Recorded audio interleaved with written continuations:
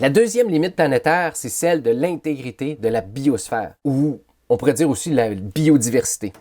Fait qu'idéalement, on pourrait se faire là, des matrices là, ou des réseaux hyper complexes où tel animal mange tel animal, qui mange telle plante, qui mange tel phytoplancton, qui... Puis là, si tu enlèves, si tu fais une extinction, tu enlèves une espèce, ben là, il pourrait manger elle plutôt qu'elle. Puis là, on pourrait se faire un immense réseau comme ça, puis on pourrait se dire, ben, à la limite, là, il faut se garder minimum ça si on veut que tout ça tienne. Ben ça serait de la diversité fonctionnelle. On n'est pas encore capable de mesurer ça, on n'est pas capable de savoir à partir de combien d'espèces tout ça va s'écrouler.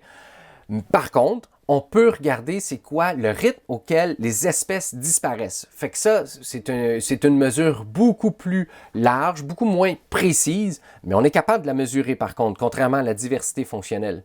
Puis ça, c'est super important d'avoir une diversité, ça permet d'être résilient face aux changements. Fait que mettons qu'il y a des changements climatiques, si tu as une diversité d'animaux, de plantes, d'insectes, ben, il y a plus de chances qu'il y en a quelques-uns dans le gang qui sont capables de survivre dans les prochains changements climatiques qu'on va vivre, là. En plus, la biodiversité, c'est un puits de carbone. Je l'ai dit, dans nos forêts, mais on capture de plus en plus de CO2. C'est vraiment bien fait. Il faut dire que quand une forêt arrive à maturité, habituellement, elle n'émet plus et ne capte plus de CO2. Mais particulièrement au Québec, nos forêts accumulent tout le temps de CO2 et c'est dans nos lacs et rivières qu'on émet le CO2. Fait que imaginez les branches qui tombent puis qui par ruissellement se ramassent dans les lacs finissent par se décomposer. Fait que si on prend tous nos lacs et rivières et nos forêts, oui, nos forêts capturent du CO2, nos lacs émettent du CO2 et globalement, c'est neutre. Mais à chaque fois qu'on fait repousser une forêt, là, on capture tout plein de CO2.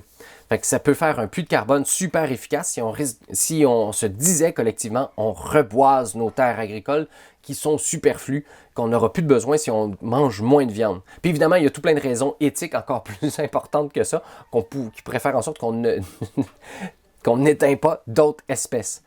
Bon, ben pour mesurer ça, on s'est donné comme limite qu'idéalement, il faudrait être en dessous de 10 extinctions par million d'espèces année. Mais chose certaine, c'est qu'il ne faut pas dépasser 100 extinctions par million d'espèces année. Or, c'est super permissif ça comme limite. Un peu comme tantôt, là, nos limites en réchauffement climatique, on s'était donné 350 comme limite. Or, l'humanité n'avait jamais dépassé 300 ppm de CO2 dans l'air. On aurait pu se dire, on ne dépasse pas 250 ppm, puis on revient au niveau pré-industriel. Ben non, ils ont été super modérés, puis on dit, là, on va se donner de la marge de manœuvre. On va se donner 350, ça va être notre limite. Mais c'est déjà immense, 350. Ils ont fait la même chose avec les extinctions. Ils se sont dit 10 extinctions par million d'années, et en dessous, l'humanité va être capable de survivre. Or, la normale, là, c'est une extinction par million d'espèces année qui est la normale. Or, en ce moment, on est entre 100 et 1000 extinctions par million d'espèces année. C'est immense le nombre d'espèces qui meurent par année. C'est vraiment triste. En fait, notre taux, malheureusement, là, notre taux de disparition d'espèces est encore plus élevé que lorsque les dinosaures sont disparus, lorsqu'une météorite a bouleversé les écosystèmes, a changé le climat complètement, mais les espèces mourraient moins vite que là en ce moment. Fait qu'il y a de quoi à faire, là. Il faut qu'on change nos façons de faire.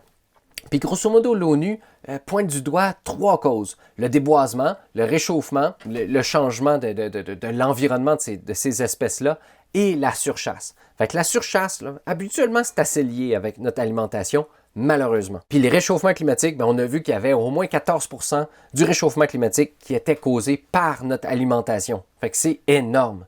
Mais le déboisement, on y vient. Si on coupe tous les arbres, on n'aura plus de quoi soutenir l'humain sur Terre, l'humanité sur Terre. Fait qu'imaginez qu'on rase l'Amazonie, puis qu'après ça, ça se transforme en savane. On sera plus capable, après ça, de faire repousser ça en jungle. La jungle maintient son humidité, mais il fait tellement chaud que si tu rases, ça se transforme en savane, puis ça ne pourra plus revenir en jungle. Fait que ça prend énormément de temps avant que la jungle arrive, puis couper ça, ça risque d'être irrémédiable. Or, les forêts, vous l'avez vu, c'est une façon de stocker du CO2 formidable. Il y a énormément de carbone dans une forêt, il y a énormément d'arbres, il y a énormément de vivants. Fait qu'il faut s'en garder le plus possible. Puis en plus, ça protège notre biodiversité. Fait que raser nos forêts, c'est une excellente façon de perdre malheureusement notre biodiversité. Fait qu'on s'est donné des limites encore une fois. Fait qu'on s'est dit qu'il faudrait garder idéalement 75% et plus de toute notre forêt restantes, fait que c'est des unités de surface pondérées. On pourrait aller voir l'article si vous voulez, mais certainement, il ne faut pas aller en deçà de 54% parce que là, il n'y aura plus suffisamment de forêt. Or, on est rendu à 62%. C'est triste, c'est vraiment trop de déforestation. Il faut reboiser, c'est absolument important pour la biodiversité, pour capter le CO2. On l'a vu aussi pour l'érosion. On a besoin de nos forêts. Or, en ce moment, la grande majorité des terres qu'on déforeste, c'est pour l'élevage. C'est triste, c'est pour l'agriculture d'abord, mais comme c'est 70% des terres agricoles qui sont utilisées pour l'élevage, essentiellement, ça vient directement lié à l'élevage. Puis, comme l'élevage nécessite énormément plus de surface agricole, on rase des forêts. Fait que si on veut plus de Big Mac, il faut raser encore plus de forêts. En ce moment, c'est 75% de la déforestation de l'Amazonie qui est causée justement directement par l'élevage. Fait que ça fait énormément d'arbres coupés juste à cause de ce qu'on met dans notre assiette. Pour ce qui est de l'utilisation de l'eau potable, dans une vue d'ensemble globale, ça c'est le fun, ça va super bien. On n'a pas dépassé nos limites. Il ne faudrait pas dépasser 4000 km3 par an d'utilisation d'eau, c'est immense. Parce que sinon, on ne renouvellerait pas suffisamment l'eau des océans. Ça aurait tout plein de problèmes, mais on n'est pas rendu là. Faites-vous-en pas. Cependant, au niveau local, ça va pas bien dans plusieurs places dans le monde. Allez pas dire à un Californien ou à un Indien ou à quelqu'un en Chine qu'on a en masse d'eau potable. Ils vous croiront pas. Dans tout plein de zones sur Terre, ça va pas bien. On utilise trop d'eau potable localement. Mais au moins, au niveau global, à date, ça va bien. Par contre, si ça va mal dans certaines régions dans le monde et qu'il n'y en a plus d'eau potable de disponible, bien, il y a 64% de l'eau potable dans le monde qui est utilisée directement pour l'élevage. Encore une fois. Fait que choisir qu'est-ce qu'on met dans notre assiette a un impact sur cette haute limite planétaire-là, l'utilisation de l'eau potable. Hey, le déversement d'engrais dans nos océans, au début, je pensais que c'était pas si grave que ça. Je me disais, plus il y a d'engrais, plus il va y avoir d'algues, plus il va y avoir après ça de phytoplancton, puis d'organismes qui vont pouvoir les manger, plus de poissons. C'est pas ça qui se passe. Il se passe à peu près la même chose que dans nos lacs quand il y a une eutrophisation. Fait que si une rivière a tout plein d'engrais, parce qu'il y a un agriculteur qui en utilise en masse d'engrais, ne met pas de plantes sur le rebord de son ruisseau, de sa rivière proche de chez lui. Fait que par ruissellement, tous les engrais s'en vont dans la rivière. De toute façon, c'est une question de temps avant que ça arrive. Mais il y a tellement d'engrais dans votre lac qu'il y a tout plein d'algues qui vont pousser à la surface. Ils vont pousser à une vitesse proportionnelle à la quantité d'engrais qu'il y a dans la rivière. Puis s'il y a une croûte d'algues qui se forme sur le dessus, ça veut dire qu'il n'y a plus de lumière qui passe plus profondément dans l'eau. Donc, il n'y a plus d'algues dans le milieu du lac qui peut faire de l'oxygène. Donc, le lac perd son oxygène. Les poissons ne peuvent plus respirer, car oui, ils respirent, ils ont besoin d'oxygène. Meurent toutes et toute la diversité qu'on avait dans le lac, on la perd. Le lac meurt. C'est une eutrophisation des lacs. Fait que c'est assez triste. Puis il se passe la même chose dans nos océans. Ça crée ça, je vais vous le présenter tout de suite, des zones côtières mortes. Les endroits où on déverse le plus d'engrais dans nos rivières, après ça dans nos fleuves, puis après ça dans les océans, ça fait des zones dans les océans où il y a tout simplement plus d'oxygène. Les poissons meurent dans ces endroits-là. Ça devient vert sur le dessus. C'est pas super beau à voir. Puis je pensais pas voir ça de mon vivant, mais on est rendu là. On est en train de créer des zones mortes dans les océans. Fait que c'est vraiment triste. On s'est fixé comme objectif là, de ne pas dépasser 62 téragrammes d'émissions d'azote d'engrais azoté dans nos océans. Mais certainement, il ne faut pas dépasser 82 téragrammes par année. Or, on est rendu à 150 téragrammes par année. C'est beaucoup plus que ce que les océans peuvent prendre.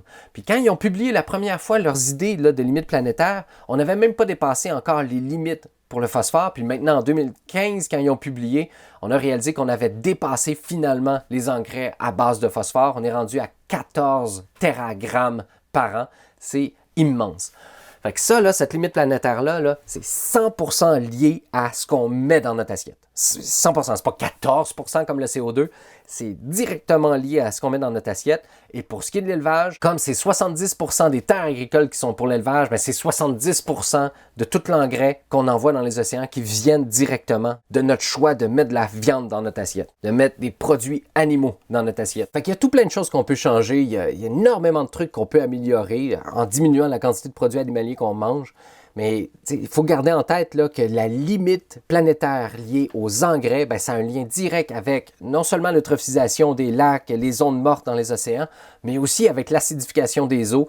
Puis après ça, ça a un lien direct aussi avec les puits de carbone. Les océans captent énormément de CO2, mais si malheureusement il y a des bancs de coraux qui meurent, puis il y a toute cette diversité-là qui meurt aussi, bien, en se dégradant, ça va refaire du CO2. Fait que c'est un équilibre hyper fragile. Toutes les limites planétaires ont des liens entre elles. Fait qu'il faut faire attention à la quantité d'engrais qu'on utilise, là. Pour ce qui est de l'acidification des océans, au moins, on n'a pas dépassé cette limite-là, mais on est proche en s'il vous plaît, puis elle aussi, elle est super permissive, cette limite-là. Fait que malheureusement, si on acidifie trop les océans, on va convertir des écosystèmes de corail à des écosystèmes à algues. Fait qu'il y a beaucoup moins de biodiversité, on va perdre énormément de CO2. Fait que c'est vraiment triste. Il ne faut pas dépasser cette limite-là. Puis en plus, c'est bête, hein, parce qu'en ce moment, la majorité, ou pas, en tout cas, une bonne partie du CO2 qu'on émet s'en va dans les océans, mais plus on réchauffe les océans, moins il peut contenir de CO2. T'sais, prenez une bouteille de Pepsi, prenez-la froide, les bulles de CO2 vont sortir pas mal moins rapidement que si vous sortez un Pepsi chaud. Là, ça va faire de la mousse tout de suite, vous allez avoir de la difficulté à verser votre Pepsi, vous allez devoir le verser vraiment plus lentement pour ne pas faire déborder votre verre. Fait que plus il fait chaud, moins un liquide peut garder un gaz en dedans de lui, comme le CO2. Fait que plus on va réchauffer la planète, plus il va y avoir du CO2 qui va sortir des océans et réchauffer encore plus la planète. Fait qu'on tombe dans un long cercle vicieux. Fait que si on perd de la biodiversité, par exemple les coraux, avec tous les poissons qui vivent dans les coraux, vous avez vu Finding Nemo, ben, si eux meurent, ben, ça fait tout plein de décomposition, encore plus de CO2, ça fait encore plus de mortalité, ça fait tout plein de cercles vicieux, de boucles de rétroaction négatives qui s'enclenchent les unes avec les autres, ça fait des engrenages terribles et ça va mal après. Fait qu'il faut vraiment choisir qu'est-ce qu'on met dans notre assiette. Puis dans ce cas-ci, il y a le lien pas mal plus ténu entre ce qu'on met dans notre assiette puis l'acidification des océans. Mais chose certaine, c'est que 10% de l'acidification actuelle des océans est causée directement par nos produits animaliers qu'on consomme.